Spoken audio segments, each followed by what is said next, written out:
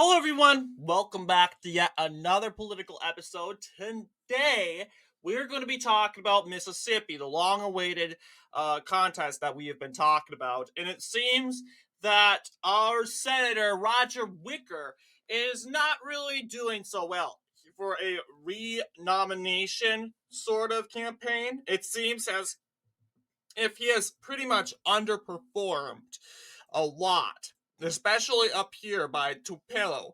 And this area was specifically in gains for how do I pronounce your name? Gannon Burton. Gannon Burton. And Mr. Burton, if we could take a look at this race, and kind of find his background. Let's see, 2024 United States Senate election in Mississippi. All right, so this is what it's kind of looking like. As you know, we have Roger Wicker and Ty Pinkins running in this race. Roger Wicker just getting 61.2% of the popular vote.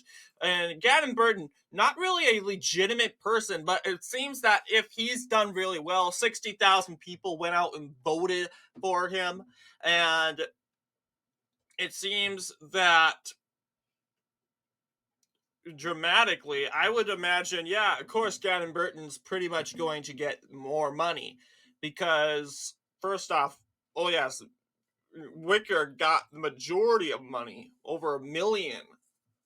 But I wouldn't be surprised if Wicker didn't get any money because why should we give Wicker money while he's in office? So that is kind of the general theory. Wicker's not really the strongest politician. You send him in a presidential election, he would probably lose. Just seeing his recent overall performances in Mississippi, yeah, he won 58% of the popular vote. That's good. We have Wicker getting 57% and 54%. I kind of expected more, if you don't mind. But yeah, that's Trent Lott. But yes, primary, yes, 2012 primary. Wicker went and swept Mississippi with 89.17% of the popular vote. 18% and 82.79% for 2018. So yeah, I would tell you this is a very weird underperformance for Wicker.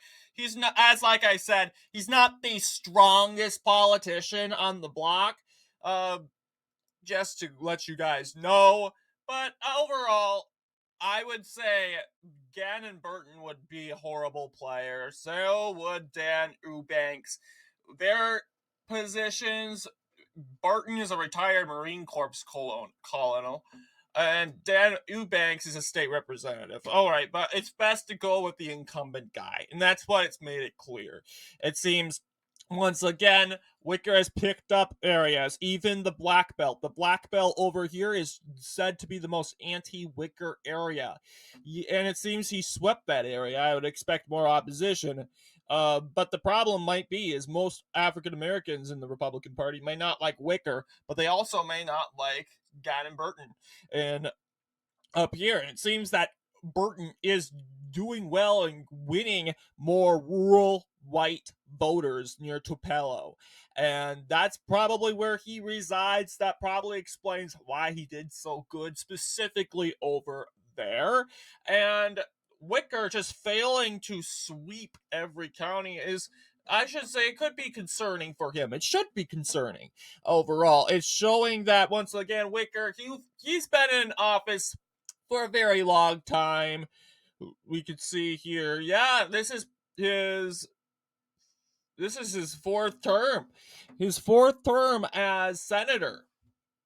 And some people say, yeah, Wicker, he's kind of, yeah, he's 72. I mean, that's old, but that's not declining old.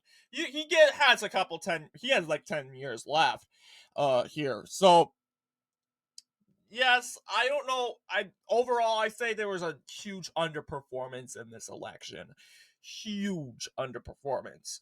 Even Donald Trump endorsing Roger Wicker didn't really get people out and voting. I think overall people expected Wicker to probably win the nomination, and they said, "Oh, you know what? We're not going to vote. Stay at home. There's no point. Wicker's going to win the nomination." Um, that could be the case, and that because guess what? Donald Trump's not going to bring them out into the polls because once again, Trump pretty much is the only guy running. He's running against himself, really. He's running. He's the only legitimate person running in this election. So Mississippians didn't get out and vote at all on um, March 12th, and they pretty much stayed home. And Trump didn't really help them get out and vote, and that's kind of that's fine, honestly, because once again Trump's the nominee regardless if he gets popular vote or not, and that's how people think. Now if Nikki Haley was still in this race and she was doing really bad but she was still in this race, that would be enough to get people out, because the theory, once again, if you don't go out, you're jumping into the pile of people that think that, oh, Nikki Haley's not going to win, I'm not going to vote for Trump because Nikki Haley just can't win. Yeah, that you're just jumping into that category. You're jumping into that pile. So people go out and vote anyway. But really, Nikki Haley's gone. There's no legitimate person, and Donald Trump's the only one. And meaning that if Donald Trump happens to lose the popular vote, he still wins anyway. He gets to carry that vote and carry the delegates. So what's the point of voting? What's the point of voting for Roger Wicker? That's not really, like, we know Wicker would probably win the nomination. So that's a good general theory. I wouldn't say it's Wicker alone. Maybe Wicker didn't really campaign hard enough for re-election. Maybe he thought, you know what? I'm going to get re-elected easily.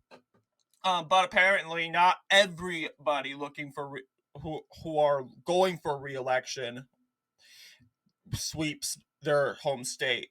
Like, for example, I think it was Mike DeWine. Let's see, is it Mike or Pat DeWine? I get there. Yeah, Mike DeWine. Yes, he's a popular governor. Well, but you'll see in 2022, he didn't really do well. Look at that. Mr. As you know, DeWine failed to sweep Ohio altogether, and he only received 48.11% of the popular vote. And you could be like, oh, I'm sure there were a lot of people saying, yep, Mike DeWine is screwed. He's done. Democrats are flipping this because look at this poor turnout. Yes, it comes to show when Republicans don't get out and vote because the narrative that, oh, incumbents always win takes over. That really defeats the purpose. And it proves now that, guess what? Incumbents can lose renomination, believe it or not, and they can lose votes in respect and kind of acknowledgement from specific areas like Tupelo. I wouldn't say they were really against Wicker. I would say Tupelo area is more popular with Gannon Burton overall. That's probably where he resides. As for the Democratic primary, Ty Pickens was uncontested, meaning that there were poor turnout results in that primary. Now, expectedly, not much people voted in the Democratic primary. Are you going to really circle the only guy in the ballot for the Democratic primary for U.S. Senate? Really? And not everyone does that. So he probably picked up 2-3 counties, or picked up a dozen of counties, but not every Mississippi county. I used to think that, but apparently not everyone circles. Not everyone in the majority of every county circles the only guy. Sometimes no people circle. They just skip over it. What's the point of circling something you don't need to circle? So that is the theory. I don't know what counties Mr. Pitkins probably picked up. He probably picked up the Black Belt, the more Democrat stronghold area. I doubt he would pick more up areas in eastern Mississippi. Not really much people there. Democrats are bad over there. But yeah, that's what I'm kind of viewing. But what do you guys think in regards to the Mississippi primary? Will Wicker win re-election? He most likely will. Ty Pitkins. I wonder what Mr. Pitkins' background is. Ty Pitkins, he is a lawyer, U.S. Army veteran, and nominee for the Secretary of State in 2023. Yes, he was a nominee, and look at how badly he performed. So yeah, he was on the ballot officially in a race. But what do you guys think? Let me know down in the comments below. And of course, I will see you all in the next political episode.